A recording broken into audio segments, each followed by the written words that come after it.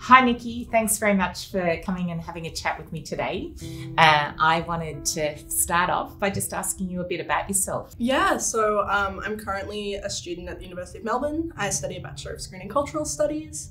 I used to be a casual worker, but have been stood down due to the coronavirus crisis. So I'm now in that difficult position of, do I go back to an unstable work position, or do I look for something potentially unpaid related to my future career goals? So what were you doing as a casual worker? What was your job? I was a retail assistant. Yeah. For the West Farmers Group. It was kind of the classic situation of you would potentially not work for a month and a half, and then in busy periods I would work 37, 39-hour weeks. But pretty consistently I was getting kind of similar shifts, especially towards the end. So it's the kind of, you're almost a part-timer, but without the stability of that job. How far in advance did you know what shifts you were going to get? It was meant to be 2 weeks, but it was usually closer to about 4 days. Oh, yeah. That makes it hard to plan your life. Exactly. But I guess that's the thing with being a casual worker, you're just at the mercy of your employer the whole way through. So what happened when the coronavirus hit? So, when we first found out about it, nothing had really changed. And then there was this sudden shift at work where shifts were cut. And there was that kind of crisis of like, I'm not gonna have any work. Like, what am I gonna do? I live interstate to study. And, you know, and then they announced the JobKeeper initiative. And I was like, great, I worked at my workplace for 2 years, I'll be fine.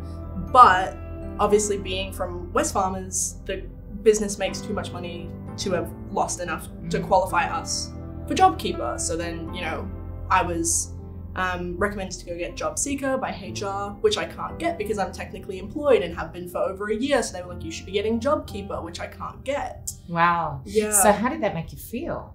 I mean, it's really frustrating, especially to know that like a big corporation isn't going to stand up for its employees. You know, HR was kind of like, good luck. It feels like the government's kind of turned its back on you. It feels, especially given that this isn't like a small percentage of people. Like my company alone has 1,500 casual employees. So you know that they're all in the same situation as you.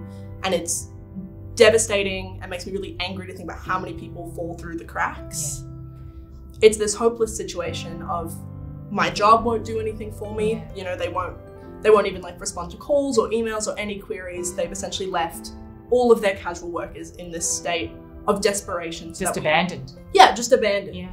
And they won't officially stand us down, so we can't get any assistance. Businesses thrive on keeping casual workers desperate, so that we're desperate for more work. And you know, the government clearly doesn't care about me, because as a young person in the future, I will be paying off the coronavirus debt for all of these welfare initiatives, which is a welfare initiative that obviously doesn't work for young casual workers. It needs to be extended, it needs to be raised. So if you got a phone call tomorrow and they said, come back in for a shift, what would you worry about?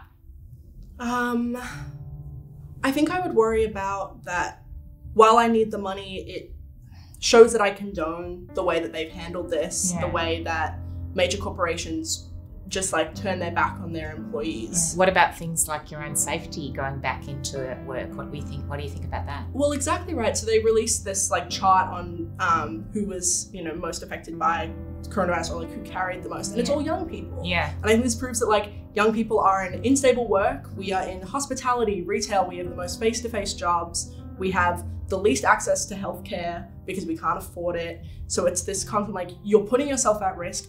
For what? I'm not in stable employment. I'm with companies that don't care about me, you know, so you feel like kind of at danger. Yeah. There's risk on every level. Yeah, absolutely. Yeah. So, Nikki, if you had one message that you were going to give Scott Morrison, what would it be?